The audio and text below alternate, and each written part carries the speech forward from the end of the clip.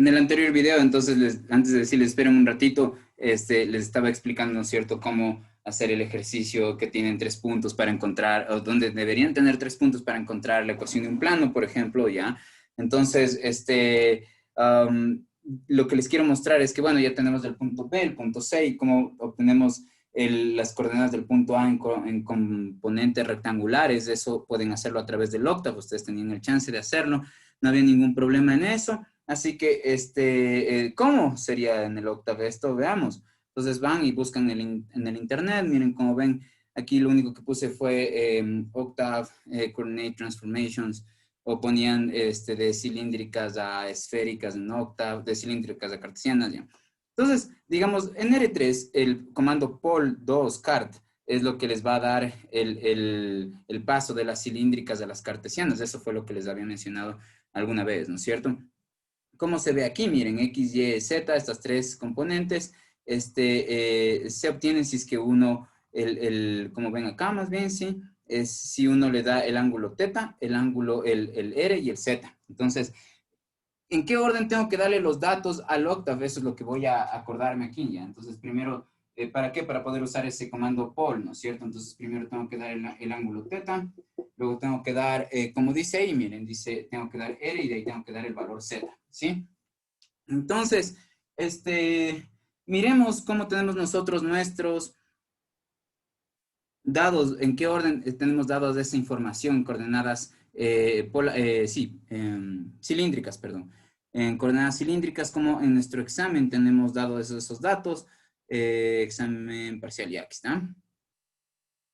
Entonces, miren, dice que primero está dado el R, después el teta y después el Z. ¿Sí? Entonces, nuestro A, ¿sí? Como ven, es 5, 30 y 7.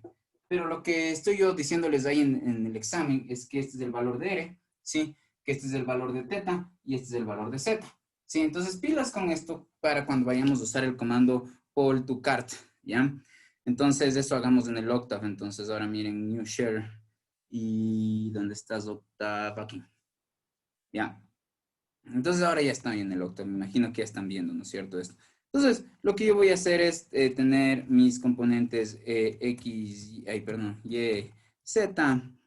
Si es que yo aplico ¿no? Pull to cart. Y pongo, primero que, según la sintaxis que yo vi en el Google, bueno, en la página del Octave, que debo usar para yo, aplicar el comando poll to cart, debo poner primero el valor de teta. Entonces, el valor de teta yo ya sé que es de 30 grados, entonces pongo aquí 30, ¿sí? Luego tengo que poner, poner el valor de R, entonces en este caso el valor de R es 5, ¿sí? Me parece que el octavo ahorita está trabajando, sí, va a trabajar en radianes, entonces el ángulo es no 30 grados, sino 30 radianes, ¿sí? Entonces tengo aquí el R y al final tengo que dar el valor de Z, que en este caso sé que es 7, ¿sí?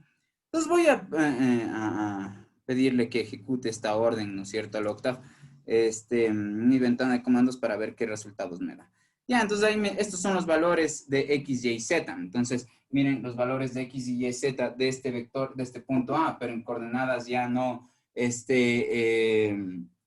cilíndricas, sino en coordenadas polares. Tienen los valores que ustedes ven ahí, ¿no es cierto? Entonces ya sabemos que nuestro A en coordenadas rectangulares va a ser simplemente en X, 0,77, ¿sí? 0,77, en Y, menos 4.94, ¿sí? Y finalmente, el Z es 7, así, ya, acá. Entonces, miren, ¿qué es lo que debería hacer después de eso? Lo que le estoy diciendo es que nosotros teníamos inicialmente estos datos, pero para usar el comando poll to cart, tengo que poner primero el valor de teta, luego el de R, luego el de Z, usé el comando y esto me botó estos resultados para el punto A.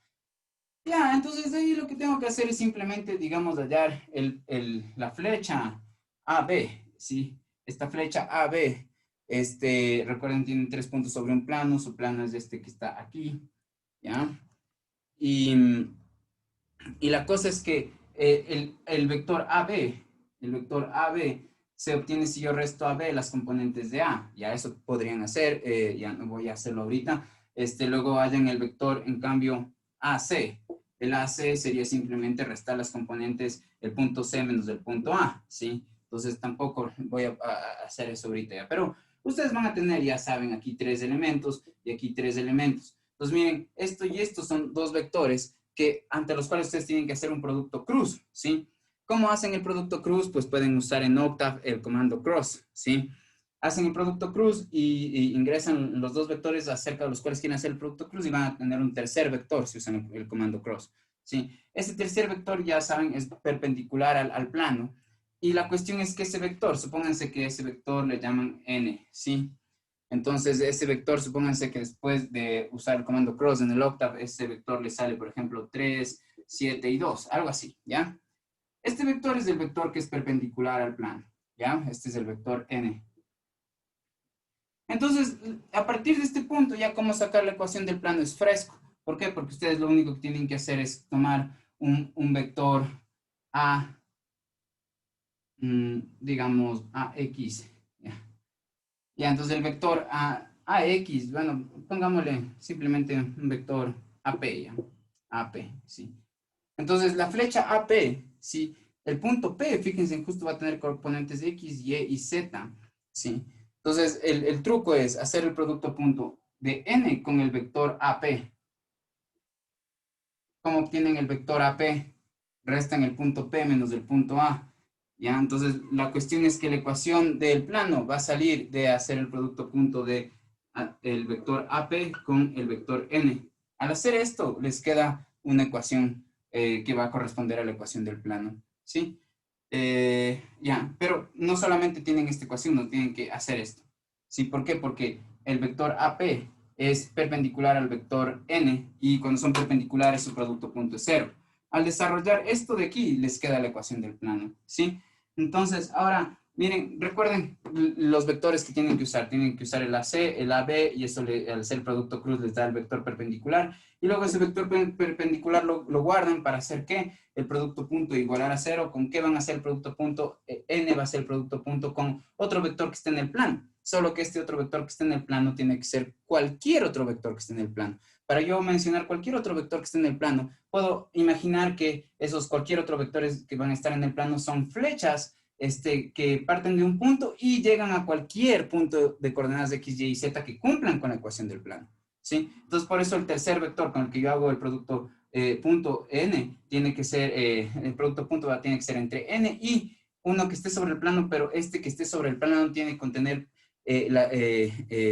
componentes x, y y z que van a terminar siendo condicionadas a ser tales que obedezcan la ecuación del plano. Estas x, y y z, al ingresar a esta ecuación, se les restringe a que no tomen cualquier valor, sino que matemáticamente lo que está haciendo es restringírseles a que lleguen a ser un vector que esté perpendicular en el plano, ¿sí? Entonces, para que sea un vector que esté, digamos, para que la P, ¿sí? Sea un vector que esté en efecto perpendicular en el plano, perdón, que esté contenido en el plano y perpendicular al vector n, tiene que cumplirse esto, ¿sí? Si se cumple eso quiere decir, esto que está aquí quiere decir que las componentes x, y y z van a estar sobre el plano, ¿sí? Ya, bueno, esto lo pueden ver con más detalle en la clase que di acerca de los planos, ¿no? Y tratar de entender. Ahí también hay videitos en YouTube, ya saben. Ahora, la siguiente pregunta, ¿sí? La siguiente pregunta, ¿dónde estás? De examen parcial, matemáticas, aquí. Ya. Miren, este no respondió nadie y era frescazo de hacer ya. Dice, un estudio acerca de la intensidad de atención que puede tener un individuo al aprender sigue el siguiente modelo matemático. Entonces, Z es algo que cuantifica, va a darnos números, ¿ya? ¿Qué nos va a decir? Nos va a dar un nivel de atención. Supónganse que el número da 8. Este número, ¿qué es? ¿Bastante o poca atención? La pregunta no es pertinente. ¿Por qué? Porque, digamos, 8 en sí no significa nada. Si yo comparo el 8 con otra cosa, y sí puedo decir si es más o menos. Entonces, pónganse que ustedes ingresan aquí ciertos datos de tiempo y ciertos datos de números de distractores, porque T es tiempo y N es número de distractores, y supónganse que ponen T1 y N 0, ¿ya? Entonces ahí les va a dar un valor de Z. Supónganse que les da 3. Supónganse después que ponen un valor de t y un valor de n, distintos a los que pusieron antes, y el z les da 8. Entonces ahí es cuando ustedes pueden decir, si 8, digamos, el valor que obtuvieron para, o los componentes t y n que ingresan en esta ecuación con el que tuvieron 8, sí son componentes de tiempo y de distractores para los cuales se tiene más atención que cuando yo ingreso un tiempo y un número de distractores que me dan el z como un resultado 3. Un resultado de Z3 no es ni mayor ni menor atención. Un resultado de Z igual a 3 en comparación a un resultado de Z igual a 8, sí quiere decir que el 3 es menor atención, que se pone menos atención a que en el caso o en el estado de las cosas en el que se tiene el resultado Z igual a 8. ¿Sí? Ya, ahora, miren, justo aquí dice, Z cuantifica con intensidad la atención sobre lo que el individuo aprende y desde el tiempo, ¿sí? Entonces es el tiempo que transcurre mientras intenta aprender y n es la cantidad de distractores. ¿Sí? Entonces grafique la función para tn cuando t y n van desde 0 hasta 15 y sus curvas de nivel. Esto es facilazo, o sea, digamos, hicieron full veces. Tenían que simplemente usar el comando surf, ¿sí? Y miren, este es su z, este es su componente, el t toma el rol de la variable x y el n tiene el rol de la variable y, metían esta ecuación al octave y después usaban el comando surf, el surf c, el que termina con la c, para que les dé las curvas de nivel. O sea, ahí ya tenían, miren, son 3 preguntas. Si 7 dividimos para 3 preguntas es 2 punto algo, ¿no es cierto? Digamos, por ejemplo, un 2.6, así. Ya, entonces ya hubieran tenido 2.6 y solamente usaban eso que habían hecho en algunos trabajos, bueno, que habían hecho en algunos trabajos, que era simplemente dibujar una figura en 3 dimensiones. Sí, la figura esta es la variable dependiente, es la z, y las variables independientes son la t y la n. No le vi yo hay ningún problema en que hagan el a. Luego miren, dice, encuentra el tiempo que tiene que pasar para que el individuo preste la máxima atención dado que está rodeado de 5 distractores, ¿ya?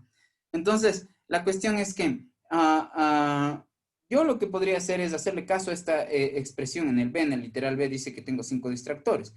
Entonces, en esta ecuación, ¿sí? El Z, yo ya podría hacer el N igual a 5. Entonces, si yo hago el Z igual, el N igual a 5, fíjense en que todo este sumando que está aquí se convierte en una constante, ¿sí? Ahora, si a mí me preguntan, si se convierte en una constante, entonces lo que yo tengo aquí va a ser simplemente una función de una sola variable.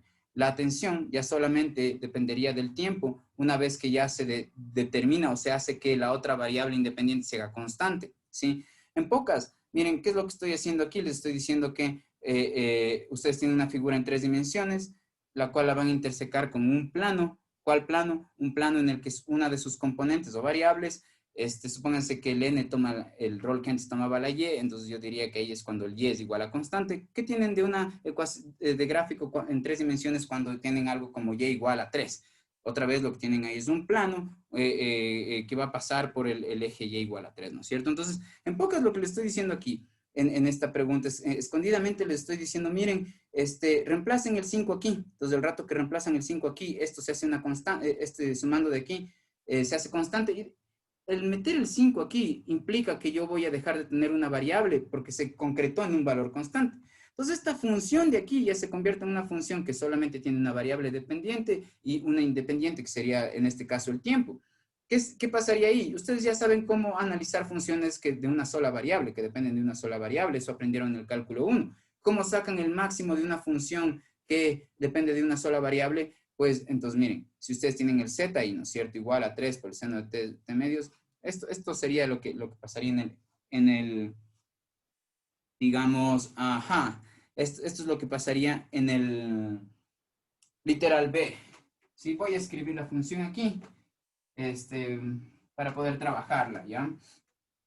Entonces la función dice z igual a menos 3 del seno de t sobre 2 menos un medio de e a la menos n, ¿ya? Entonces, ahí, les muestro mi pizarrito.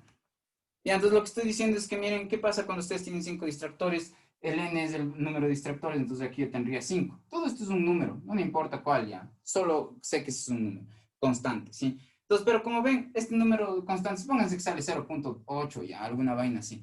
Ya, piensen que entonces su función ya no va a ser z igual a una cosa rara, sino z igual a una función trigonométrica seno que simplemente está desplazada en el eje, digamos, en este caso en el eje vertical, estaría desplazada un valor igual a esto, ¿no? Esto es un número, ¿no? A la menos 5 por un medio para darles un número. Ya, entonces miren, aquí ustedes ya tienen una función de una sola variable, entonces regresan al cálculo 1. ¿Cómo encuentran el máximo de una función? Le derivan e igualan a 0. Entonces lo que debían hacer en este caso era derivar z con respecto a t, ¿sí? Y ahí encuentran podrían encontrar cuál es el tiempo para el cual se tiene la máxima tensión si nosotros ya tenemos 5 distractores. ¿Por qué? Porque cuando yo derivo de z con respecto a t, sí, fíjense, el gráfico de esto, de esta ecuación, ya sería algo en 2 dimensiones, tipo, por ejemplo, algo así, ¿ya? Entonces, sí, y esto en este eje yo tendría el tiempo y en este eje yo tendría el z, ¿sí? Entonces, miren, esto tiene algunos máximos, como pueden ver, ¿no es cierto? Entonces, por ejemplo, hay un máximo aquí, ¿sí? Entonces, lo que yo diría es que esta función tiene un máximo justo en este punto, para este valor de tiempo que le voy a llamar tiempo m, ¿ya? Para este valor de tiempo m voy a tener un valor máximo. ¿Cómo sé o cómo expreso matemáticamente que en esta posición yo voy a tener un máximo? Pues yo sé que en esta posición, si yo trazo una recta tangente a este punto, pues esa recta tangente va a ser horizontal. Como es horizontal y las pendientes de las rectas tangentes son la derivada, entonces esto me quiere decir que la derivada de la función z evaluada en este punto me tiene que dar 0, porque la pendiente de una recta horizontal es 0. Entonces, ¿qué es lo que yo debería hacer? Derivar esto, igualar a 0 y de ahí despejar el tiempo. Y el rato que yo despejo el tiempo, pues me va a dar cuál es el tiempo máximo. Entonces, hagamos, ¿no es cierto? Derivada de z con respecto a t. Y esto sería igual a, ¿qué? Derivo la función interna y primero, ¿no es cierto? Entonces, eso me da simplemente, ¿qué? Un medio, ¿no es cierto? Y a esto tengo que multiplicarla por la derivada de la función externa. Entonces, en este caso, el menos 3 que está aquí le puedo sacar. Lo voy a poner acá, ¿sí? Y multiplico por la derivada del seno, que en este caso es el coseno, en este caso de t medio. Así, ¿no es cierto? Lo que estoy haciendo es simplemente aplicar la regla de la cadena, sea como sea que lo hubieran aprendido, pues ya el resultado va a dar de esta forma, ¿no es cierto? Ya, entonces aquí lo que yo debería hacer es que derivo e igualo a 0. Entonces, como ven, aquí me da esta ecuación. Derivo e igualo a 0. Ya, entonces esto le paso al otro lado a dividir y me queda así. Entonces, lo que en pocas tengo que ver es para qué valores de t el coseno de t medios me da 0. Sí, eso es lo que yo debería como despejar. Sí, entonces, fíjense en que el coseno da 0 para un montón de casos. ¿ya? Entonces, voy a dibujar ahorita el coseno de t. ¿sí? Entonces, voy a dibujar la función coseno de t. El coseno de... ajá. Voy a dibujar la función coseno de teta, ya primero. Ya, entonces la función coseno de teta, ¿no es cierto? Sabemos que va máximo hasta 1 y mínimo hasta menos 1, ¿no es cierto? Así. Y sabemos que el coseno del ángulo 0 es 1, entonces empieza aquí. Ya el coseno de, en este caso, 90 grados es 0. El coseno de 3 pi medios, esto les va a dar, y ya, y aquí voy a tener así.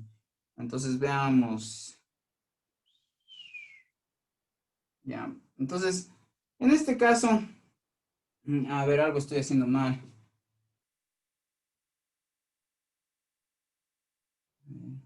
Ya. Entonces, sí, seno de 90. Si ustedes le quieren ver así, 90, ya aguanten un ratito. Sí, si ustedes le ven así, si ustedes le ven así, digamos, bueno, ya, el pi medio es 90 grados, ¿no? Sigamos en radianes mejor, ya. Pi medios, aquí yo voy a tener este pi, aquí voy a tener 3 pi medios y aquí yo voy a tener 2 pi, 2 pi, ya. Entonces, desde 0 hasta 360 grados voy a dibujar esta función. Cuando yo tengo pi, el coseno de pi es menos 1. Luego, cuando tengo 270 grados o 3 pi medios, el coseno de ese ángulo es 0. Y después, cuando tengo coseno de 2 pi, pues vuelvo a tener, digamos, 1, ¿ya? Entonces, como ven, ¿para qué valores la función coseno de algo? ¿Para qué valores de ese algo? En este caso, ese algo se llama teta. Sí, ¿para qué valores de teta yo tengo que el coseno es 0? Entonces, en el gráfico me puedo dar cuenta ya. Cuando el teta, el ángulo al que está aplicado el coseno, digamos, es pi medios, entonces el coseno sea cero. Pero también cuando el ángulo es 3 pi medios, entonces el coseno también da cero. ¿Por qué? Porque este punto y este punto tienen componentes, digamos, sus coordenadas, sus componentes y son cero para cuando x es pi medios, y aquí también este punto, la componente y es cero para cuando el valor del ángulo es 3 pi medios. Entonces, fíjense en pocas lo que estoy dibujando ahorita es una función f de teta igual al coseno de teta. Entonces, las imágenes de la función se hacen cero, o las componentes y se hacen cero para cuando el teta es pi medios, 3 pi medios y así. Ya, entonces, miren, ¿cuál es la diferencia entre pi medios y 3 pi medios? Pues, que distan entre sí de una cantidad pi, ¿sí? Y si yo me voy más acá, una cantidad pi, voy a ver que otra vez la curva topa o cruza con el eje X, es decir, cada pi a partir de pi medios se vuelve a obtener el valor de cero, ¿sí?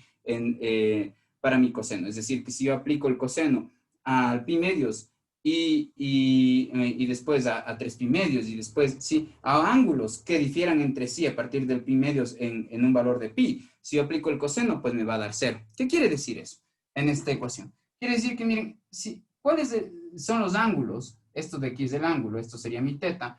¿Sí? ¿Cómo son los valores de teta para los cuales el coseno es cero? Los valores de teta para los cuales el coseno es cero, ya sabemos.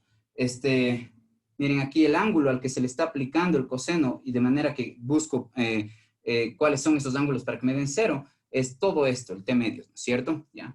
Entonces, los ángulos para que me den cero, sabemos que son pi medios, ¿sí? Más n veces pi, ¿sí? Cuando n es 1, entonces yo al pi medios le sumaría una vez pi.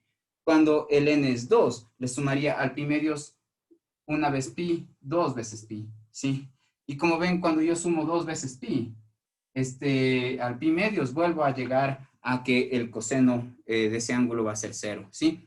Entonces, ya, esto sería la respuesta. ¿Por qué? Porque miren, el teta a su vez yo sé que es t medios, ¿sí? Entonces, ¿cuáles son los valores que tiene que tomar t para que el coseno de cero? Pues paso el 2 al otro lado para saber eso, ¿sí? Entonces, los valores de t que debe tomar el ángulo, los valores de t que se tienen que pasar, el valor de tiempo que va a pasar para tener la máxima tensión si se tienen 5 distractores, pues son todos estos valores cuando n pertenece a los naturales, ¿sí? Eso. Entonces, miren, si n es 1, yo voy a tener aquí un valor de tiempo, que en este caso sería pi medios, perdón, pi más, a ver, veamos, sí. Veamos qué pasa si n es 1, ¿ya? Entonces, si n es 1, yo voy a tener pi medios más pi, ¿no es cierto? Y eso es 3 pi medios, ¿sí? Por 2 es simplemente 3 pi. Entonces, yo tengo que, cuando el tiempo es 3 pi, sí, voy a tener un máximo de atención. Luego voy a tener que, lo mismo va a pasar cuando el n es 2, que voy a tener un máximo de atención, ¿sí? 2 por pi, más pi medios, y eso por 2 me va a dar otro valor, y ese va a ser otro valor, en el que yo tengo el máximo de atención, y así, ¿ya? Entonces, digamos, ese era como esto de saber que el T tenía varias soluciones, tal vez era lo más difícil de ese problema, ya. Nada más. Y de ahí, bueno, sigamos viendo la última pregunta, ¿no es cierto? Encuentra el tiempo que debe pasar para que el individuo preste la mínima atención dado que está rodeado de dos distractores. Entonces, aquí otra vez se iguala a cero, ¿no es cierto?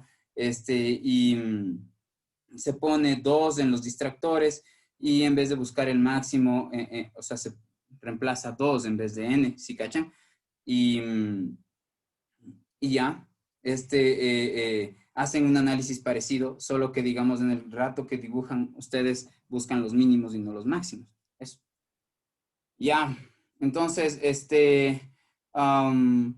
pues el examen que les voy a poner, si ustedes eligen dar el primero, va a ser igual a similar, ya. Voy a cambiar algunas cositas, ¿sí? Pilas, entonces el B y el C son bien parecidos en pocas, ¿no? En este literal. Ahora, corrijamos, ¿sí? Veamos cómo era de hacer el examen 2, ¿ya? Entonces, en este caso, el examen 2, bla, bla, bla, acá. Ya, el examen 2 dice, la pregunta 1. Ya, uno de los grandes pensadores presocráticos, Parménides, defendía que nuestra noción del cambio es ilusorio y que no existe realmente. Y ahí les hago un comentario y les digo que sí, hay interpretaciones de ciertos efectos de la relatividad general, que es la teoría de Einstein, que incluye a la gravedad en su teoría de la relatividad. Bueno, y sostienen en este caso algo similar, ya como que chuta, parece que a nivel fundamental todo lo que cambia, bueno, darían a interpretar que a nivel fundamental desde el punto de vista de la física, no habría una especie de cambio, sino que el cambio hay en magnitudes que son menos fundamentales, tipo, por ejemplo, el tiempo, ¿ya? Desde este punto de vista, ¿no? Si es que uno podría pensar que el tiempo no es tan fundamental. Justo por eso es como que estos temas están en la brecha conceptual, en el borde, son temas que están analizando ahorita en el estado del arte, de la filosofía de la física y también dentro de la física, ¿ya? Bueno, eso era solo un comentario. La cuestión es que, digamos, Zenón era un discípulo de Parménides. Miren, al responder esta pregunta, alguien respondió que la razón por la que Zenón hacía eso era solo para defenderle a Parménides, ¿ya? Esos, digamos, formas de argumentar son vacías, digamos, en la que uno dice, ah, ya, tal cosa es verdad porque esta persona lo dijo, ¿ya? Eso no están argumentando a través de la lógica, ¿ya? O a través de la razón. Digamos, se les dice falacia ad hominem, cuando uno termina diciendo, ya, porque tal persona dice eso, entonces es cierto, ¿no? Eso no es un argumento, ¿ya? Bueno, entonces, y dice que, bueno, en efecto, Zenón planteaba que si suponemos que para movernos de un punto A a un punto B, entonces tenemos que recorrer primero la mitad de ese tramo, es cierto, ¿verdad? Es eso, ¿sí? Pero esa mitad a su vez tiene otra mitad y esa otra mitad tiene a la vez otra mitad y así, ¿no?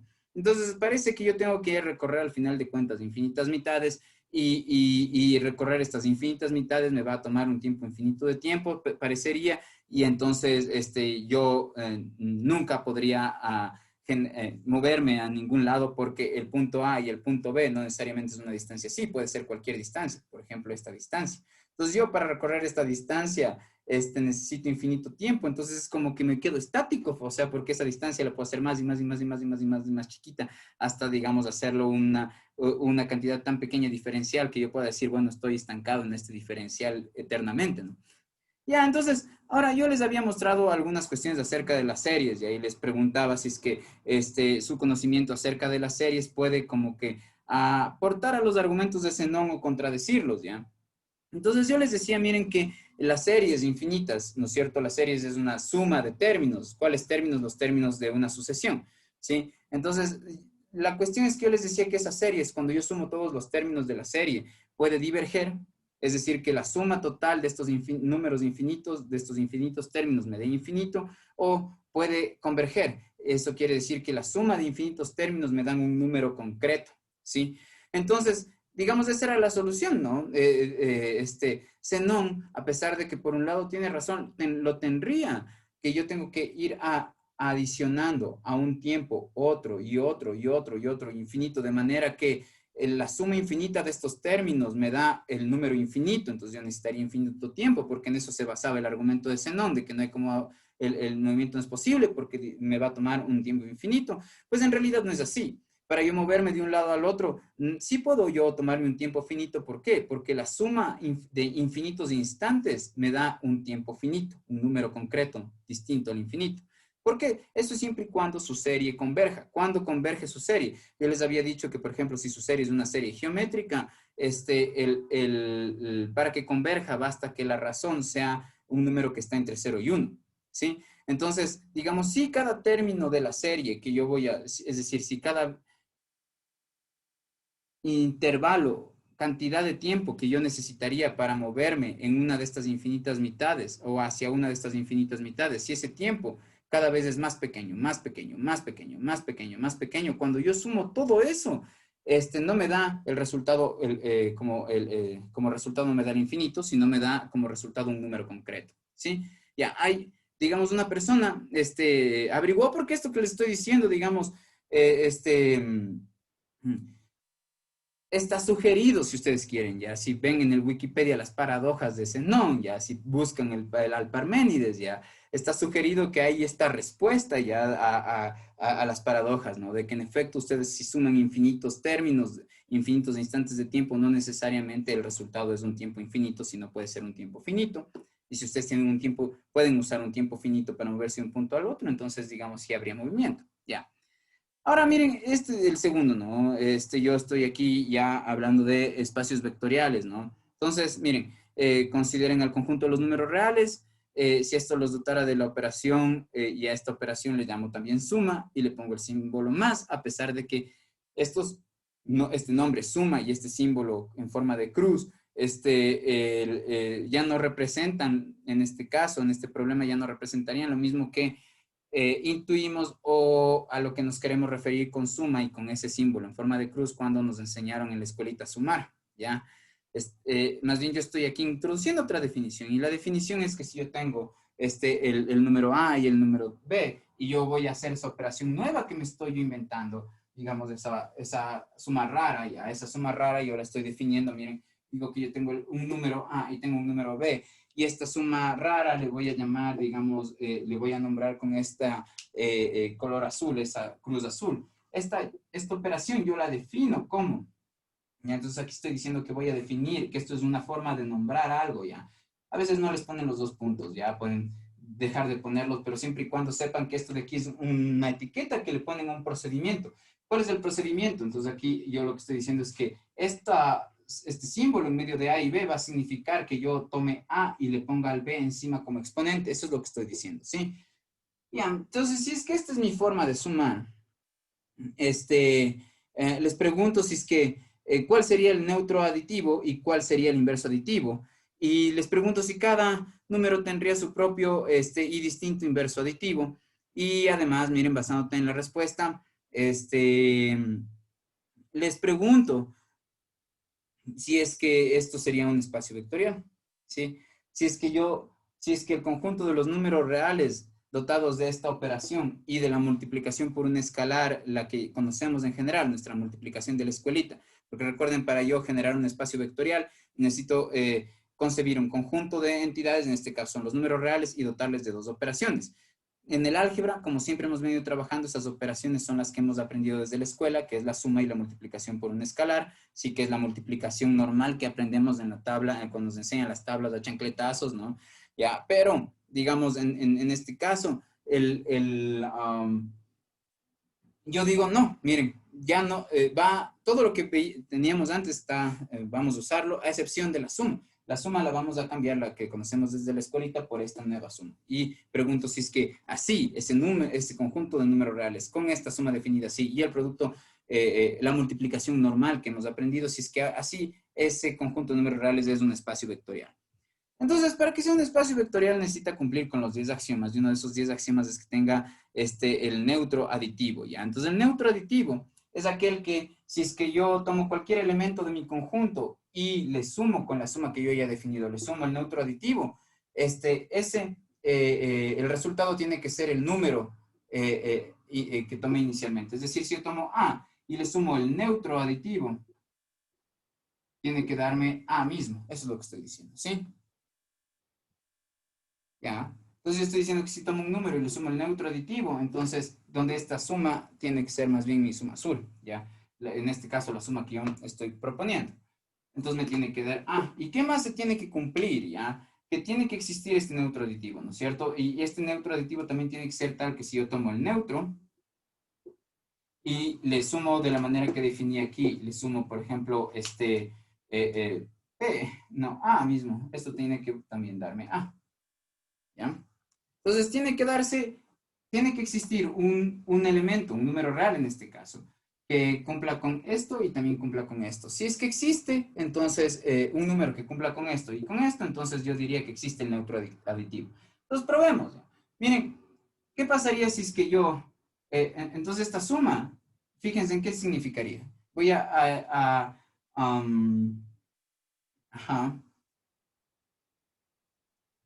voy a trabajar el lado de la izquierda. Sí, entonces el rato que voy a trabajar el lado de la izquierda, ¿cómo sumo esto?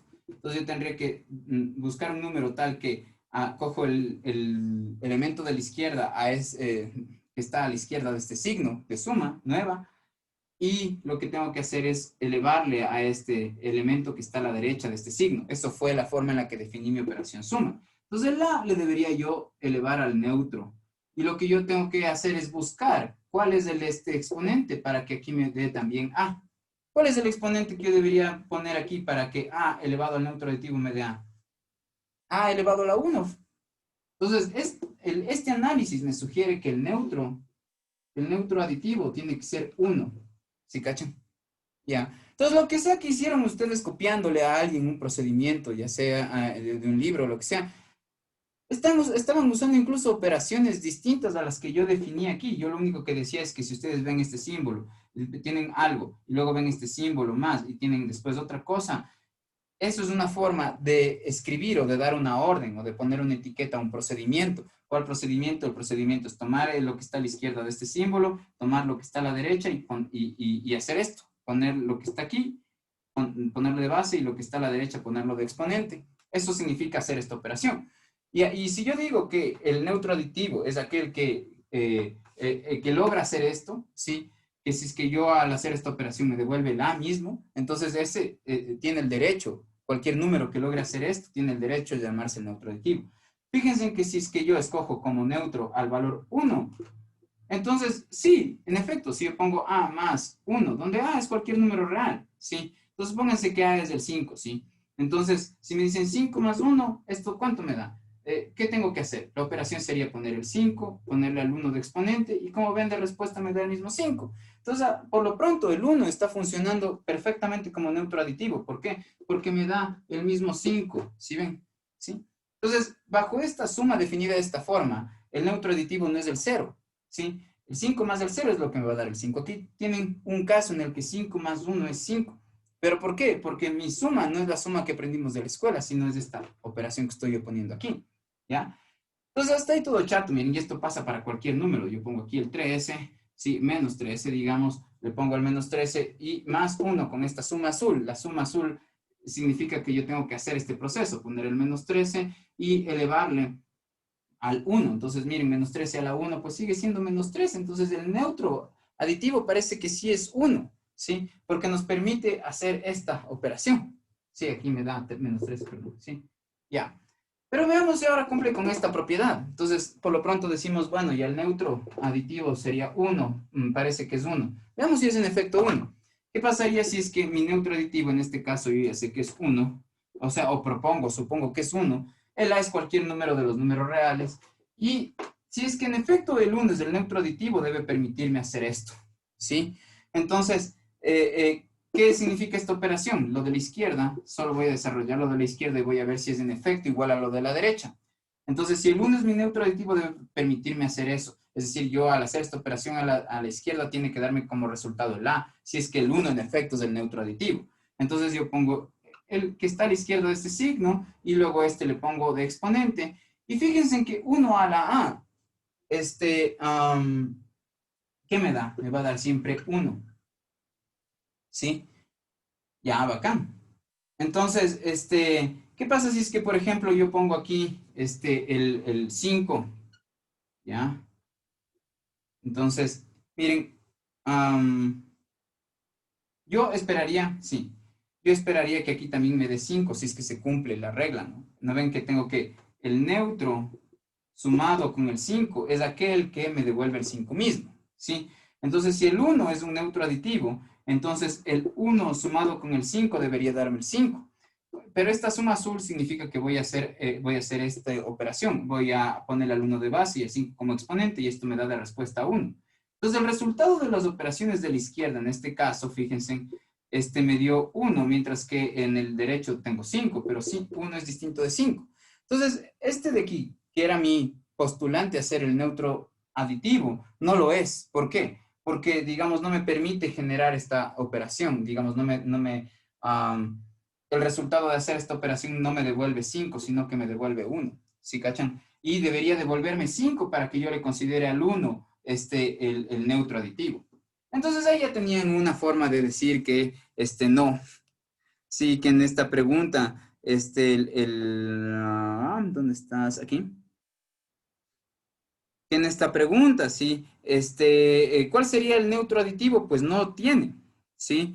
Si no tiene neutro aditivo, y ustedes como habrán notado cuando di esa clase de los espacios vectoriales, el neutro aditivo, el inverso aditivo se define en términos del neutro aditivo. Es decir, una vez que yo tengo un neutro aditivo, puedo obtener el inverso aditivo, porque el inverso aditivo está definido en términos del neutro aditivo. ¿Por qué? Porque el inverso aditivo es aquel que sumado a un número, si se suma con su inverso aditivo, me tiene que dar el neutro aditivo. Es decir, cualquier número que tenga o entidad de mi espacio vectorial que tenga la capacidad de, al sumarse con otro y darme el neutro aditivo, perdón, esto lo voy a poner así mejor. ¿No? Lo que digo es que, miren, ¿qué pasa si es que yo tengo 5 y yo sumo con algo, ¿sí? Y me da 0. Ya, donde esta suma es la suma de la escuela. Regresemos a nuestras matemáticas normales, ¿no es cierto? Entonces, ¿qué es lo que estoy yo diciendo aquí? Que aquí, en este espacio, yo, yo debería poner algo. Lo que sea que yo ponga aquí y logre darme 0, eso de ahí se va a llamar el inverso aditivo, ¿sí? Si es que existe un número que yo pueda poner aquí, que sumado con este de acá me dé 0, entonces a este se le va a llamar el inverso aditivo de este de acá, ¿ya? Pero la cosa es que, digamos que es este 0 es el neutro aditivo. Si en mi mundo matemático, donde yo me inventé esa operación más, no existe neutro aditivo, entonces yo no puedo definir el inverso aditivo. ¿Por qué? Porque el inverso aditivo es aquel que, en este caso, el inverso aditivo del 5, es aquel que al sumarse con el 5 me da el neutro aditivo. Entonces, si ven cómo yo para definir el inverso aditivo de 5 necesito tener el neutro aditivo en mi conjunto, ¿sí? Pero lo que acabo de mostrar es que yo no tengo el neutro aditivo si yo defino la suma como la definí. Si yo no tengo el neutro aditivo, entonces tampoco puedo hablar del inverso aditivo, porque el inverso aditivo es aquel que me permite tener el neutro aditivo después de hacer estas operaciones, ¿sí?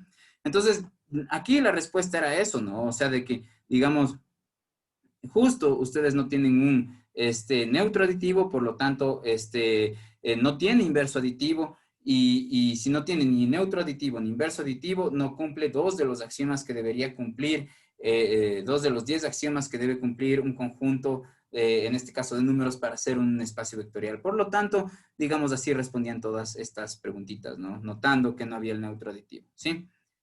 Ya, sin embargo, noten que en esta pregunta que fue copiada y que todos tenían la misma respuesta, bueno, casi todos, ya tal vez el 90%, nadie respondió bien, ¿ya? Y sin embargo, digamos, no les puse mala nota, ¿no? Y aún así se quejaron después, ¿no? Que como así, que nos explique, que, bueno, ya, ahora... Bueno, aquí en el problema uno, miren, estaba fácil, sí pudieron la mayoría, ya.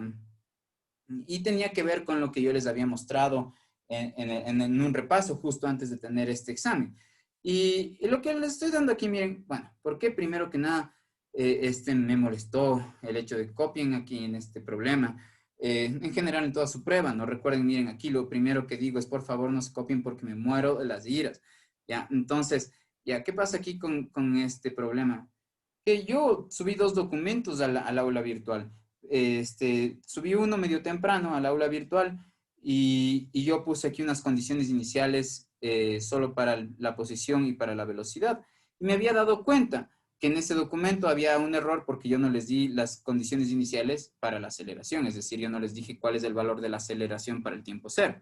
Entonces lo que hice fue quitar ese documento y subir este otro. Y lo raro era que, digamos, en algunos exámenes vi que estaban respondiendo el documento caducado, el que yo quité, y que en otros exámenes estaban, en cambio, resolviendo el problema con esta condición nueva. Entonces, eso quiere decir que de alguna manera accedieron al examen antes de la hora que tenían que dar el examen en su aula virtual, ¿ya? Entonces, eso también es magnánima trampa, ¿no? Pero bueno, lo que les estoy diciendo es que ustedes, bueno, necesitan para un problema de este estilo tener estas condiciones iniciales, ¿no? Entonces, lo que saben es que la forma en la que la aceleración se relaciona con el tiempo es esta, ¿no? Entonces, lo que ustedes tienen aquí en pocas es una función vectorial. ¿Por qué? Porque, miren, la A es un vector que ustedes van a tener de respuesta, ¿sí? ¿De respuesta de qué? De hacer operaciones sobre qué. Digamos, este es un campo, perdón, este es un campo escalar, no, a ver, perdón. Sí, sí, miren, ustedes aquí ingresan un único valor y les da de resultado un vector. Ustedes solo ingresan un valor de tiempo, es decir, esto de aquí, el AT es una función tal que recibe de datos de entrada un valor de tiempo, y por cada valor de tiempo que ustedes ingresen les va a dar dos resultados. ¿Por qué? Porque les va a dar la componente X de la aceleración y la componente Y de la aceleración. Es decir, aquí ustedes lo que tienen es un campo vectorial, ¿sí? Un campo vectorial es aquel que recibe vectores en general de entrada y nos devuelve vectores de salida. Entonces, lo que pasa es que aquí ustedes están recibiendo un vector de un elemento, digamos, de entrada y devuelven un vector de salida de dos elementos, ¿ya? Pero la cosa es que yo, bueno, les pido que dibujen, al final de cuentas, un campo vectorial de velocidades, ¿ya? ¿Qué es lo que necesitan ustedes para dibujar un campo vectorial de velocidades? Pues, primero que nada voy a anotar esto del vector, ¿ya? Para poder ir haciendo, ¿sí? Entonces, ustedes tienen que el vector A, aceleración, ¿no es cierto? Que depende del tiempo. Es un vector que se puede obtener si ustedes al tiempo le elevan al cuadrado, le triplican y le suman 7 veces el tiempo y así obtienen la coordenada X de la aceleración. Y la coordenada Y de la aceleración la obtienen si al valor de t le elevan al cubo, le cambian de signo y luego le suman al 4. Y esta es la forma en la que obtienen la cantidad de cuánto se acelera en la componente Y. ¿Sí? Ya, ahora veamos. Ustedes saben esto y lo que les gustaría es obtener, digamos, el vector, la forma de obtener el vector velocidad en función del tiempo y la forma de obtener el vector posición en función del tiempo. ¿Por qué? Porque miren, si ustedes tuvieran un vector velocidad en función del tiempo, asimismo que tiene dos componentes, una componente X y una componente Y, donde la componente X se puede obtener haciéndole operaciones a t y la componente Y también haciendo operaciones a t, eso es lo que tenían que encontrar. Y también tenían que encontrar, digamos, un vector R que dependa del tiempo, ¿sí? Donde tiene dos elementos y el primer elemento se obtiene haciendo un conjunto de operaciones sobre T y el segundo elemento haciendo lo mismo, un conjunto de operaciones sobre T, ¿ya? ¿Cómo saber cuál es el conjunto de operaciones aquí y acá? Pues justo para eso es lo que les dije que tenían que integrar, ¿no es cierto? Entonces, miren, lo que ustedes saben es que lo siguiente, ¿ya? Ustedes saben que la componente X de la aceleración, ¿sí? Es una función del tiempo, esta es la componente X. Y esto es igual a 3t cuadrado más 7t, así, ¿ya? Pero a su vez saben que la componente X del tiempo, ¿sí? Es la derivada de la velocidad de la componente X de la velocidad con respecto al tiempo, ¿sí? Ya, entonces, de aquí, para despejar la componente X de la velocidad, lo que vamos a hacer es resolver esta ecuación diferencial, les dije yo, ¿no es cierto? Entonces, este de t le paso al otro lado así, ¿ya? Y yo aquí integro y aquí yo debería integrar también, ¿sí? Entonces, la cosa es que miren cómo yo debería integrar aquí. Yo debo integrar, miren, cuál es el diferencial. Aquí es la velocidad, la componente X de velocidad inicial y aquí yo tendría que poner la componente X de velocidad final. ¿Sí? Ya. Y aquí miren cuál es el diferencial, es el tiempo. Entonces aquí yo tendría que poner el tiempo inicial y aquí yo tendría que poner el tiempo final. ¿Sí? Ya. Ahora, esto fue algo que ya les había explicado, ¿no? El tiempo final simplemente le vamos a llamar t. Igual que la velocidad final, a la componente x de la velocidad final simplemente le vamos a llamar v sub x. ¿Sí? Pero estos valores ustedes sí tienen. Estas son las condiciones iniciales.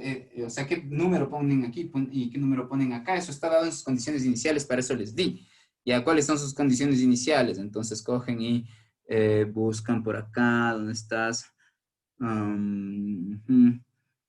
Ya, entonces, miren, dice que el vector velocidad,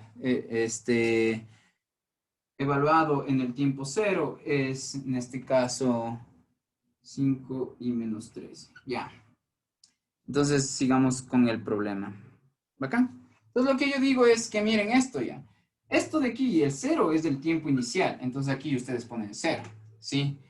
Y miren, ¿cuál es la velocidad inicial? Este es el vector velocidad inicial, esta es la velocidad inicial, el vector velocidad inicial, ¿sí? La velocidad que se tiene para el tiempo inicial, que en este caso es el valor cero, el tiempo inicial, ¿no es cierto? Ya, esta es su velocidad inicial. Ahora, la cuestión es que esta es la componente X de su velocidad inicial, es decir, es la componente X de la velocidad inicial, en este caso vemos que es 5, ¿ya? Entonces la cosa es que miren, aquí esta integral de la izquierda, ¿sí? Se transforma en bx, pero evaluado en bx y aquí 5, ¿no es cierto? Entonces, al hacer esto, esta evaluación es simplemente reemplazar en donde yo vea bx, esto de aquí, que simplemente sería poner bx, menos 5. Y en el lado derecho, yo voy a tener, digamos, la integral de esto, ¿no es cierto? Entonces, la integral de esto es simplemente 3t cubo sobre 3 más 7t cuadrado sobre 2, ¿sí? Así. Y de ahí, en pocas de esto. Y esto evaluado entre t y 0, ¿sí? Entonces, esto de aquí es simplemente todo esto, donde yo vea la variable t, tengo que poner esto que está aquí. Entonces, al hacer eso, me va a dar esta misma cosa. Al reemplazar t, donde yo vea t, me va a dar esto mismo. Entonces, esto va a ser igual a t al cubo más 7 medios t cuadrado menos, y ahí tengo que coger esto y donde yo vea el t, poner el 0. Entonces, pongo 0 al cubo, esto es 0, y yo tomo este sumando, y donde vea el t, pongo el 0, y aquí tendría más, ¿no es cierto?, 7 por 0 al cuadrado sobre 2, eso también es 0. Por lo tanto, me queda esto así. Entonces, el lado derecho, miren, me dio esto. Si yo este menos 5 le paso al otro lado, me va a quedar así. Por lo tanto, la componente X es esto. ¿Sí? ¿Ya? Entonces, el rato que ustedes van a generar su vector velocidad, ya saben que así como el vector aceleración estaba puesto de esta forma, su velocidad, cuando tienen, digamos, expresada la aceleración y la velocidad y la posición en términos solamente de t, esos van a ser, digamos, están expresados de manera paramétrica, ¿ya? Se le dice así. Ya, entonces, digamos, este vector b tiene dos elementos, ya, su componente x y su componente y. Su componente x es todo esto. Es decir, es t al cubo, más t medios t cuadrado, más 5. Eso. Ya, asimismo van a tener una componente y haciendo la misma cosa, ¿sí? Solo que, ya, sí, haciendo lo mismo. Y después, asimismo, van a tener su r de t, ¿sí? Ya. Entonces, supónganse que haciendo ya todas estas integraciones les queda algo como de este estilo. Como aquí, no sé, t quinta más 2, y aquí, no sé, t más 3, y aquí 2t menos 4. Supónganse que después de hacer todas las operaciones sale esto. Esto es lo que necesitamos. El b expresado así y el r expresado así. ¿Por qué?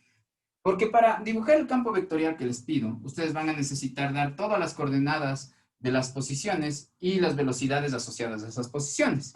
Y pueden dibujarlas a través del comando quad. Perdón, cubir, ¿sí? Cubir. Ah, este comando, a ver, déjenme ver si escribe así. Kiber, creo que se escribe. Kiber, perdón. Sí, sí, sí. Estoy mal yo. Ya, entonces, a ver, pues veamos ya. Si yo voy a usar el comando Kiber en el Octave. Entonces, miren, voy a ponerles el Octave ya para que vean lo que sería usar el comando Kiber. A ver, ¿dónde estás? Sí. Pues miren, bueno, simplemente el comando Kiber lo que va a necesitar, ¿sí? Ya. Entonces, el comando Kiber lo que va a necesitar es simplemente la componente X y Y de la posición. Supónganse que la posición de un objeto y, digamos, la velocidad asociada a ese objeto. Sí, porque un campo de velocidades lo que hace es dibujar las flechas que corresponden a la representación gráfica de la velocidad, partiendo esas flechas, empezando desde las posiciones donde los objetos tienen esas velocidades. Entonces, eso genera un campo de velocidades, eso ya les había explicado. Entonces, aquí, por ejemplo, yo puedo poner así. Supónganse que hay un objeto que está en la posición 2 en X y 4 en Y, y que en esa posición tiene la velocidad menos 1 en X y 4, no, y 5 en Y, metros sobre segundos, ¿ya? Entonces, ¿cómo sería para un único objeto que esté en esa posición con esa velocidad, cómo sería el campo de velocidades? Es lo que les quiero mostrar ahorita, ¿ya? Entonces, miren, es eso, simplemente, ¿sí? Me fui hasta el punto de componentes 2 y 4 en Y, 2 en X, 4 en Y, y a partir de ahí dibujo la flecha que corresponde a la velocidad que tiene. Entonces hay un punto que está ubicado en la componente 2 en X y 4 en Y que tiene una dirección en ese sentido, o sea, una velocidad está moviéndose en esa dirección, ¿ya? Entonces, ahora la cuestión es que ustedes sí pueden generar de esas flechas varias, ¿sí? Supónganse que su componente X de la posición está dada en función del tiempo, tipo como lo que yo escribí aquí. Supónganse que en efecto es de estos que están acá, miren. Supónganse que las posiciones, la componente X de la posición y la componente Y de la posición están dadas en función del tiempo como se ve aquí. Entonces escriban eso en el octavo.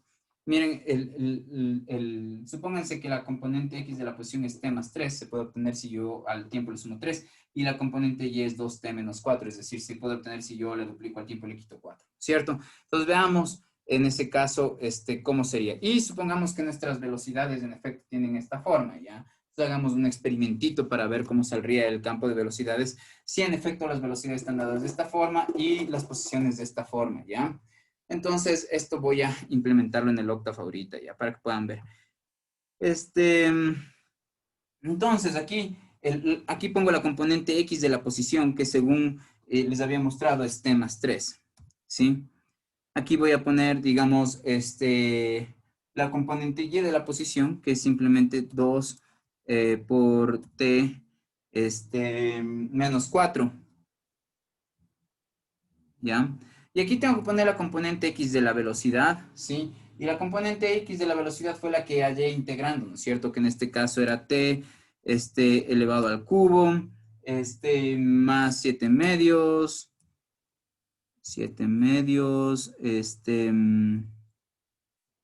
por, por, T al cuadrado,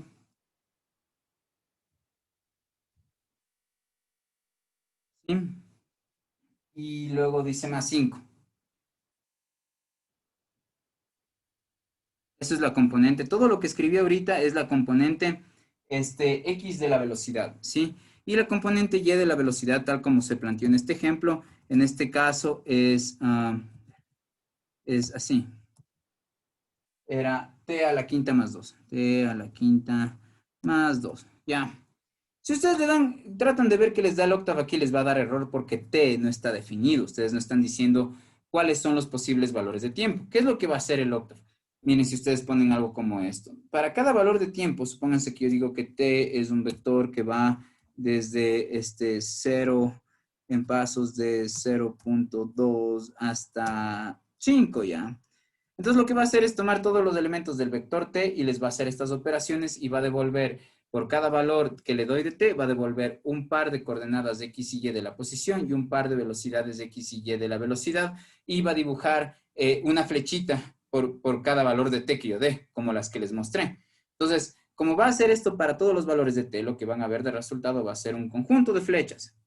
Este conjunto de flechas va a ser el campo vectorial que esperaba o uno similar al menos que ustedes dibujaran.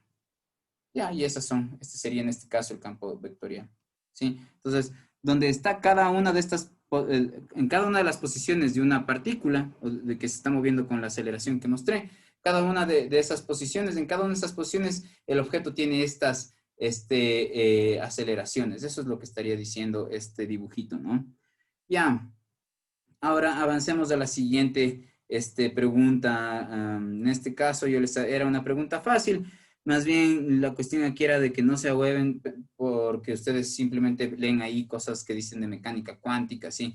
Ya, entonces no. La segunda sí pudieron. Eso es fresco lo que hicieron. Ya es simplemente, en este caso, en el ejemplo de los insectos, ustedes tienen aquí un sistema de ecuaciones. ¿Por qué? Porque ponen en vez de X, Y y Z valores, ¿verdad?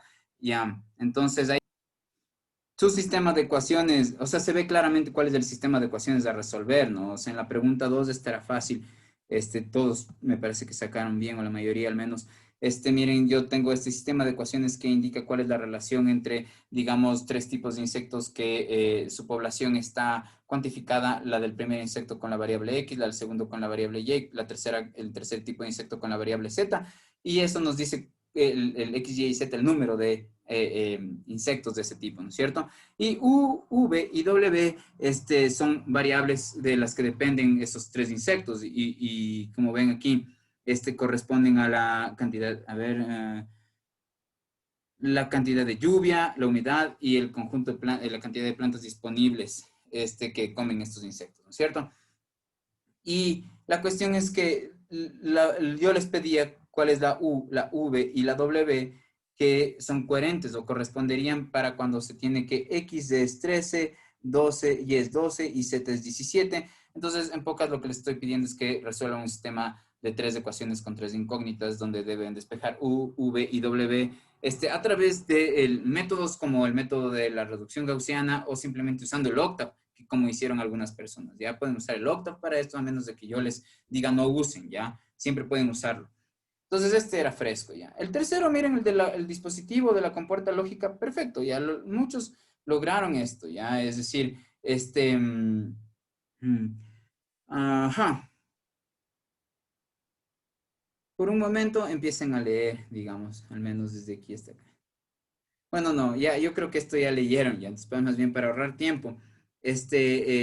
Como les decía, ¿no? O sea, miren, la información a nivel de hardware, cómo se transporta la información en sus dispositivos electrónicos que están en su computador, es pues a través de operaciones entre series de unos y ceros, ¿ya? Estos unos y ceros llevan informaciones, órdenes, ¿no es cierto? Llevan digamos, estas son nuestras oraciones, como por ejemplo decir yo estoy hablando, ¿ya? Esta oración la puedo poner en términos de unos y ceros, ¿ya? Y, digamos, este proceso, si yo estoy hablando, entonces sale un sonido de mi boca. Eso, digamos, si pasa esto, entonces sucederá tal cosa. Eso también lo puedo poner en términos de unos y ceros. Luego, supónganse que hay esta oración. Si yo estoy hablando, entonces sale sonido de mi boca. Supónganse que la oración yo en efecto estoy hablando. Entonces, eso también se puede poner en términos de series de unos y ceros.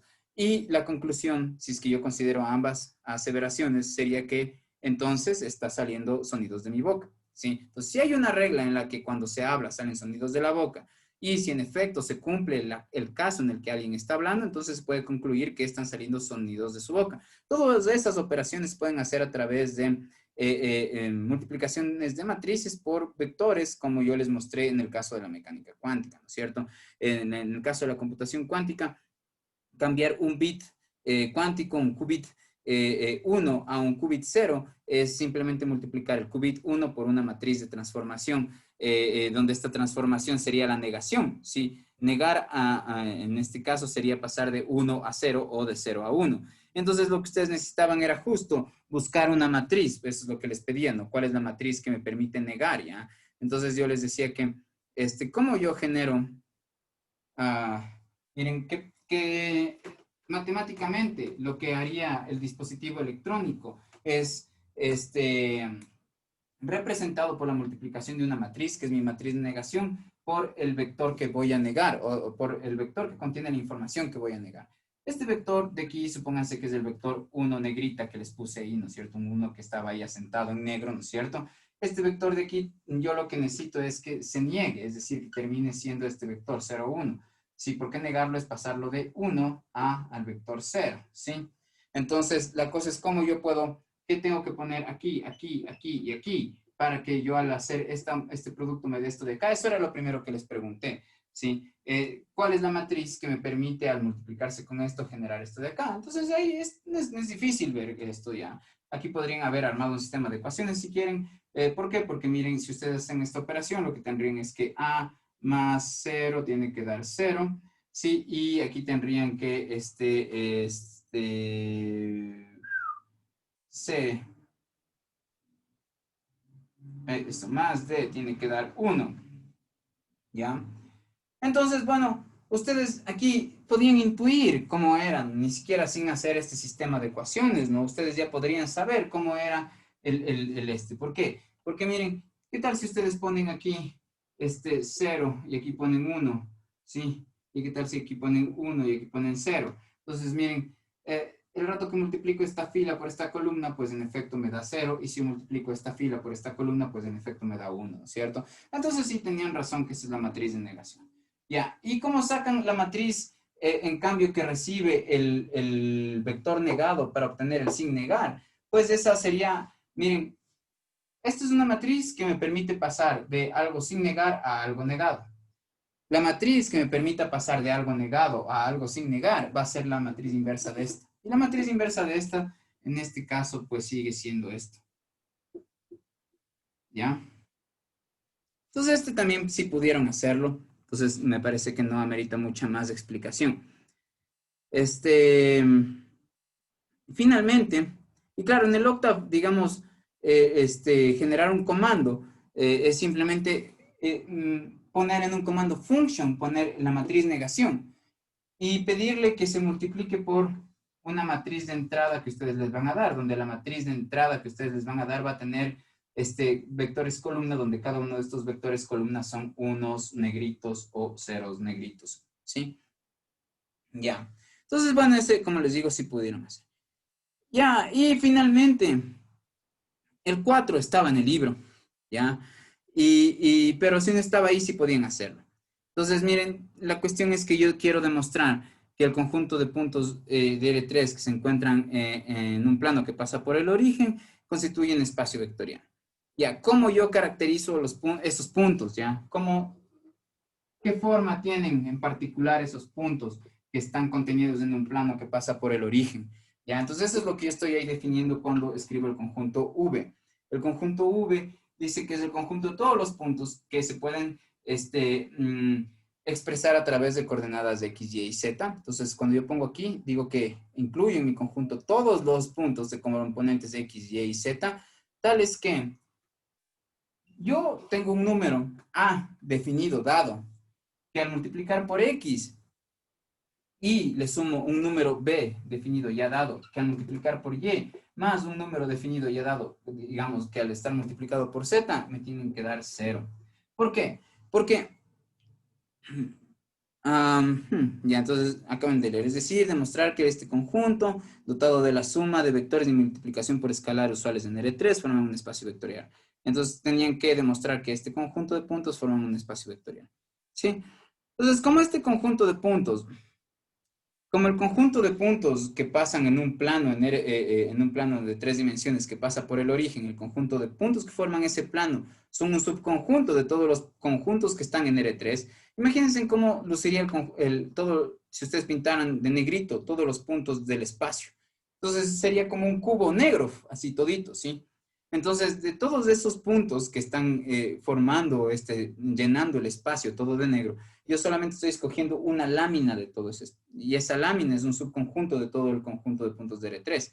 Esta lámina es un conjunto de puntos, sí están distribuidos en R3, pero de manera plana y que además pasan por el origen. ¿Cuál es la ecuación de un plano que pasa por el origen? Esta. Por eso estos puntos tienen que cumplir con esta ecuación. Si este 0 de aquí me dice que van a pasar por el origen, y el A, el B y el C van a ser unos valores ya dados. Es decir, si yo hablo del mismo plano, si el X, Y y Z, todos los valores de X1, Y1, Z1 de un punto y el valor X2, Y2, Z2 de otro punto, que corresponden a las coordenadas de otro punto, sí están en ese plano, se podría hacer esta operación, tanto para las coordenadas de X1, Y1, Z1 de un punto, como para las coordenadas de X1, Y1, Z1 del otro, X2, Y2, Z2 del otro punto. Entonces, concretamente esto, miren. Primero que nada, a mí, para demostrar que es un espacio vectorial, me gustaría simplemente demostrar, o más bien me serviría simplemente demostrar las propiedades de clausura. Ya estas propiedades de clausura son aquellas, bueno, la primera propiedad de clausura es la que yo tomo un elemento B1 de un espacio vectorial y un elemento B2 de un espacio vectorial, ¿sí? Y yo puedo hacer lo siguiente, B1 le sumo con B2 y esto también tiene que estar en el espacio vectorial. Esa es la propiedad 1, ¿sí? Y la propiedad 2 es que yo tengo un número real alfa y si yo lo multiplico por un B1, esto también tiene que ser parte del espacio vectorial, ¿sí? Entonces yo tomo dos puntos que estén en B y yo les tengo que sumar. Y el resultado tiene que ser otro punto que también esté en B. Eso me quiere decir esta propiedad. Y la otra propiedad dice que yo tengo que coger un número real. Si este número real yo le multiplico por un punto que está en B, ¿sí? Un punto que tiene 3 coordenadas, cumplen con esto, el resultado también tiene que estar en B. Eso es lo que yo tengo que probar. Basta comprobar solo estos dos axiomas para comprobar que esto sería un espacio vectorial. ¿Por qué? Porque yo les mencioné que si ustedes tienen un subconjunto de un conjunto que ya conocen que es espacio vectorial, para demostrar que si este subconjunto también es espacio vectorial, basta simplemente comprobar esto y esto. Entonces vamos a probar esto y esto, ¿ya? A veces estos dos se resumen en una sola propiedad y esa sola propiedad suele ser que esta, ¿sí? Entonces para alfa, para todo alfa, elemento de los reales, ¿sí? Si se tiene que B1 y B2 pertenecen a este conjunto, entonces bastaría comprobar, ¿sí? Que alfa multiplicado por B1 más B2 también pertenecen al espacio vectorial, ¿sí? Al yo revisar que se cumple esta propiedad, estoy revisando simultáneamente que se cumple la propiedad 1 y 2 que puse aquí, ¿ya? Porque la multiplicación la estoy yo poniendo aquí implícitamente y la suma está aquí puesta explícitamente, ¿ya? Entonces, ¿a qué me refiero con ver que se cumpla esto? Entonces, tomemos primero dos puntos, dos elementos de este conjunto, ¿sí? Entonces, el un elemento de ese conjunto, por ejemplo, es el elemento x1, y1, z1. Este va a ser mi punto v minúscula 1, ¿sí? Ya, ahora tengo otro elemento que le voy a llamar x2, y2, z2, ¿sí? Aquí tiene estas componentes, x2, z2, ya. Tanto este como este voy a asumir que pertenecen a B, a V. Este pertenece a V. Entonces, si es que este punto y este punto pertenecen a V, cumplen con esta condición, porque los puntos que pertenecen a V, que tienen estas tres coordenadas, cumplen con esta condición. Ahora, fíjense en que estoy diciendo que estos son puntos que pasan sobre un plano. Si es que A, B y C tendrían la capacidad de ser variables, hasta que no se concreten en ciertos valores, hasta que no se queden fijas, entonces A, B y C, digamos, esta ecuación corresponde a todos los planos que pasan por el origen, ¿sí? Entonces, digamos, ustedes tienen aquí el origen de coordenadas, entonces todos los planos que pasen por el origen de coordenadas de ustedes solo están viendo el perfil y imagínense en el plano, imagínense que están hacia adentro las otras partes del plano, ¿no? Es como una hoja así, entonces, digamos, por el origen de coordenadas pasar este plano, ya. Entonces, esta expresión representaría todos los planos posibles que pasan por el origen. Si ustedes quieren enfocarse solamente en los puntos que pasan por uno de todos esos planos o que están contenidos en uno de esos planos, esto de aquí y esto de aquí no puede ser cualquiera, sino que va a ser cierto valor concreto que va a estar constante. Entonces, supónganse que A es 8, B es 3 y Z es 5, ¿ya? No les voy a poner así, sino que simplemente les voy a poner de colores para decir que estos de aquí van a ser unas constantes que ya existen, pero que ustedes no conocen, ¿sí? Y que van a caracterizar al plano que pasa a uno de estos planos, ¿sí? Entonces, ya, bacán. Si esto se les hace mucho lío, supónganse que aquí hubiera puesto así, ¿no? 3, les voy a poner en azul, ¿no? Ya, 3, de aquí yo pusiera 2, de aquí yo pusiera 5, ¿ya? Así. Entonces, aquí yo estoy manifestando que en efecto estoy fijándome en un único plano que pasa por el origen de coordenadas y no en toditos, ¿ya? Aquí está más explícito eso, ¿ya? Entonces, supónganse que tenían esto así. Lo que estoy diciendo es que para que no se vuelvan locos, en vez del A pongo el 3, en vez del B pongo el 2 y en vez del C puse el 5, para que puedan notar qué es lo que en efecto está pasando, ¿ya? Entonces, generalizar de esto a otras cosas es fácil. Entonces, empecemos con esto, ¿ya? Entonces, veamos si es que los puntos que pertenecen a este plano que pasa por el origen, comprobemos si en efecto es un espacio vectorial, ¿ya? Entonces, como B1 cumple con cumple con ser elemento de B, de V, mayúscula, entonces eso quiere decir que cumplen con esta ecuación. ¿Cuáles? Las coordenadas X, Y y Z de este punto. Entonces, si cumplen con esta ecuación, quiere decir que esto es cierto. Quiere decir que, digamos, X1, Y1, Z1, multiplicado respectivamente por 3, 2 y 5, así me van a dar 0, ¿sí? ¿Qué más sé? ¿Por qué escribí esta ecuación? Porque yo sé que el B1 pertenece a V y todos los elementos de tres coordenadas de X, Y, Z que pertenecen a V cumplen con esta ecuación, ¿sí? Y el V2 minúscula, que también pertenece a V mayúscula, también cumplirán con esta ecuación. Eso quiere decir que, digamos, si yo a la componente X del vector V2, a la componente Y de este punto y a la componente Z de este punto, ¿sí? Les multiplico respectivamente por 3, 2 y 5 y luego sumo los resultados, esto también me va a dar 0, ¿sí? Eso quiere decir que este vector también pertenece acá, ¿ya? Ahora fíjense en qué pasa si es que, ya, por un lado, ¿qué es esto que está aquí? Esto es lo que sabemos de esto. ¿Sí? Esto es lo que sabemos. Ahora, digamos, ¿qué es lo que yo quiero hacer? Lo que yo quiero hacer es que para todo alfa, elemento de los reales, ¿sí?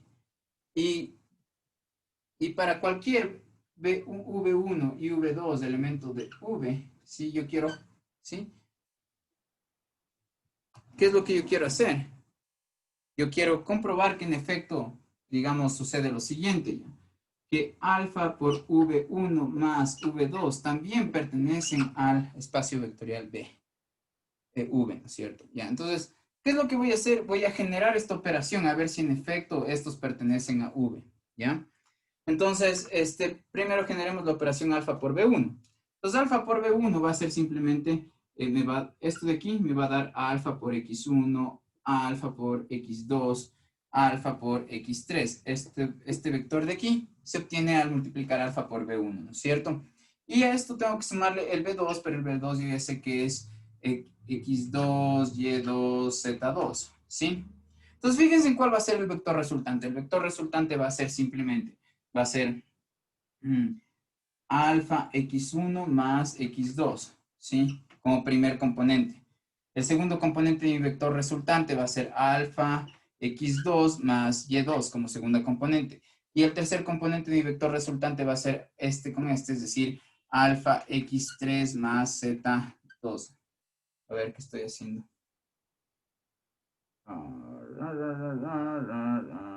Ya, es que aquí me estoy equivocando, feazo, ¿sí o qué? Porque los componentes del B1 es X1, Y1, Z1, ¿sí? Así. Ya, entonces, acá yo tendría, sí, ahí estaba bien, más X2, alfa, Y1 más Y2 y alfa, Z1 más Z2. Ya, este es mi vector resultante, ¿sí? Pues ahí creo que le pueden ver mejor, sí. Ya este es mi vector resultante. ¿Qué es esto de aquí? Es el vector que resulta de multiplicar alfa por B1 más B2, ¿sí? Y entonces esto es el resultado. Ahora, lo que yo me pregunto si es que este trío de números, porque esto va a ser un número, un número, un número, ¿sí? Van a lograr cumplir con esta ecuación, ¿sí? Porque todos los tríos de números que cumplan con esta ecuación pertenecen a V, al espacio que quiero comprobar que es espacio vectorial, ¿sí? Entonces, este trío de números de aquí, tengo que ver si es que cumplen en efecto con esta ecuación, ¿sí? ¿Qué quiere decir que estos números, este trío de números cumplan con esta ecuación? Yo tengo que triplicar la primera componente y le sumo el doble de la segunda componente y le sumo 5 veces la tercera componente y eso tiene que darme 0, ¿ya? Entonces, si logro hacer eso, ya gané. Entonces, veamos. ¿Será que, me pregunto, si es que dan 0, el acto de qué? De triplicar el primer elemento. Entonces voy a triplicar el primer elemento y luego sumarle 2 veces el segundo elemento y luego sumarle 5 veces el tercer elemento. Y lo que voy a hacer es preguntarme si en efecto esto da 0. ¿Sí? Eso es lo que voy a hacer. Entonces tomo mi primer elemento, que es este, y le multiplico por 3 y voy a tener alfa x1 más x2. Luego duplico el segundo elemento, en este caso sería alfa y1 más y2 y digamos quintuplico el tercer elemento, entonces en este caso sería 5 por z1 más, perdón, alfa z1 más z2, ¿sí? Y la cosa es que si yo logro comprobar que lo de la izquierda es igual a 0, eso quiere decir que digamos, el primer componente, el segundo componente y el tercer componente, en efecto, cumplen con esta ecuación de aquí, con este requerimiento. Recuerden, este requerimiento lo que dice es que si yo triplico el primer elemento, duplico el segundo y quintuplico el tercero y sumo los resultados, eso tiene que darme 0. Si es así, entonces el punto que tiene coordenadas, que tiene las coordenadas, en este caso esta y esta, también formaría parte de este espacio vectorial. Entonces veamos si es así. Si es que haciendo esta operación yo puedo llegar a tener 0. Si es así, he demostrado, yo ya demostraría que este conjunto V en efecto es un espacio vectorial. ¿Ya? Entonces aquí, digamos, lo que van a ver en el libro es que simplemente se hacen, se trata de llegar a estas expresiones para que, ya vamos a ver bien. Se va a tratar de llegar a estas expresiones de aquí, esto que sabemos. ¿Ya? Entonces, miren, ¿cómo voy a hacer esto? Voy a multiplicar, voy a realizar estas multiplicaciones que ven ahí, ¿no es cierto? Entonces, esto es simplemente hacer esto, ¿no? Poner 3 alfa x1 más 3x2 más 2 alfa y1, más 2y2 más, ¿sí? 5 alfa z1 más 5 z2. Sí, sí ven que borré aquí el incógnita y el 0, porque lo que pasa es que yo me gustaría que esto sea igual a 0, pero todavía no lo sé. Entonces lo que estoy haciendo es procesando esta información a ver si es que me va a dar 0. Ya, entonces, y esto a su vez es igual a qué. Miren, ¿qué es lo que voy a hacer? Voy a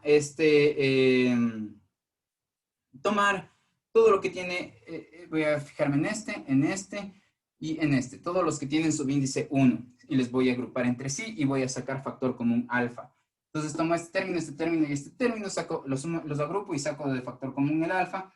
Y lo que yo tendría es que es 3x1 más 2y1 más 5z1, ¿sí? Es lo que yo obtengo, miren, de agrupar este término con este y con este, ¿no es cierto? Y de sacar factor común el alfa, ¿ya? Y luego los voy a agrupar a los otros tres que me quedan, es decir, este de aquí, este de acá y este de acá, ¿sí? Es decir, todos los que tienen subíndice z sub 2, ¿ya? Entonces, como pueden ir viendo, aquí me va a quedar 3x2 al poner más 2y2 más 5z2, ¿sí? Y todo esto les agrupo. Y ahora me pregunto, ¿esto a qué será igual? Sí, me pregunto esto a qué será igual. Miren, ¿qué es lo que nosotros sabemos? Nosotros sabemos que 3x1 más 2y1 más 5z1 es 0. Esto es lo que sabemos. ¿Por qué sabemos? Porque sabemos que B1 forma parte de B. Y si B1 forma parte de V mayúscula, cumple con esta ecuación. Sus componentes de X, Y y Z cumplen con esta ecuación. Y eso justo es lo que yo tengo aquí, miren. Tengo 3x1 más 2y1 más 5z1. Entonces yo ya sé que esto es 0. ¿Sí? Ya. Y lo mismo en el otro caso, miren. Yo sé que, ¿qué es lo que yo sé? ¿Sabemos? Yo sé que 3x2 más 2y2 más 5z2 es igual a 0. ¿Sí? Entonces aquí, yo justo tengo eso, 3x2 más 2y2 más 5z2. Yo ya sé que esto es 0. Entonces yo ya puedo darle una respuesta a esto. Yo ya sé cuánto es esto, sé que 0 más 0, yo ya sé que esto es igual a 0. ¿Sí? Por lo tanto, ¿qué he probado? He probado que este vector de aquí, ¿sí? Que en pocas es el que se obtiene cuando yo multiplico alfa por B1 y le sumo B2, en efecto cumple con que al triplicar la primera componente, duplicar la segunda componente y quintuplicar la tercera componente, en efecto, como ven, después de estas operaciones, en efecto eso me da 0. Como me dio 0, quiere decir que un vector, miren, esto que se tiene aquí, alfa B1 más B2, es un nuevo vector, ¿ya? Esto es un nuevo vector, lo vamos a llamar vector nuevo, ¿sí? Este vector nuevo de aquí pertenece a V. ¿Por qué? Porque su primera componente, su segunda componente, su tercera componente en efecto cumplen con esta ecuación. ¿Ya? Ya, eso era la prueba. La prueba que tenían que hacer. Lo que pasa es que en el caso de, digamos, que yo les había planteado, en vez de tener 3, tienen A, en vez de tener 2, tenían B, y en vez de tener 5, tenían C, ¿sí? ¿Por qué? Porque si esto sucede para el A, el B y el C puestos como yo puse ahorita, También va a funcionar para cualquier A, B y C, donde A, B y C son números reales cualquiera, ¿ya? Si no, bueno, eso es algo que ustedes podrían probar, en efecto, ¿sí? Eso. Entonces, digamos, en vez de poner esos números en concreto y revelarles a ustedes cuáles eran esas constantes, aquí, digamos, les dejo ocultas, pero son esas, hay unas constantes, unos valores que son constantes ahí que me permitirían hacer esto. Ya, esto nomás. Entonces, espero que les sirvan para su examen de ya mismo. Pilas, ahí pónganse a estudiar. Ya nos vemos.